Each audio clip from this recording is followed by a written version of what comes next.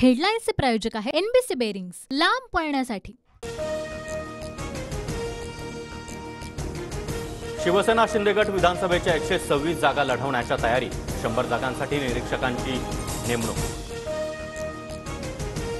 भाजप 2 दिवसांमध्ये सर्वच विधानसभा जागांचा आढावा घेणार। महायुतीमध्ये भाजपने 160 ते 170 जागा लढण्याचा नेत्यांचा आग्रह।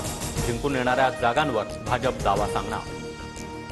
महायुतीमध्ये 80 ते 85 जागांवर अजित पवार गटाचा दावा। विधानसभेमध्ये अजित पवार गट 288 मतदारसंघांचा सर्व्हे करणार।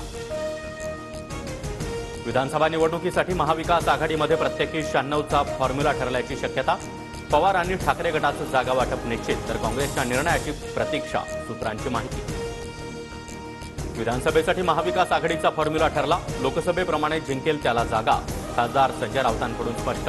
तर महाविकास आघाडी 280 जागांवर जिंकणार, संजय राऊतांचा दावा। पूर्व विदर्भामध्ये काँग्रेसची सर्वात जास्त ताकद, 99% जागा काँग्रेस लढवणार।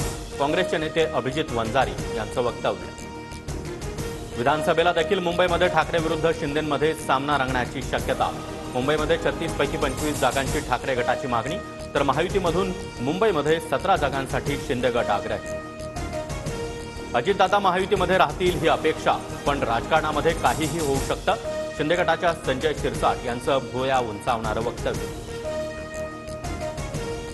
सरकारी योजना लोकांपर्यंत पोहोचवा, महायुतीमध्ये लढायचं, एकमेकांवर टीका करणं टाळा। बैठकीत मुख्यमंत्री शिंदेंच्या नेत्यांना सूचना।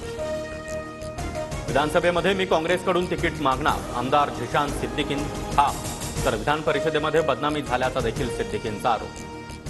हेडलाईन्सचे प्रायोजक आहे एनबीसी बेरिंग्स, लांब पळण्यासाठी।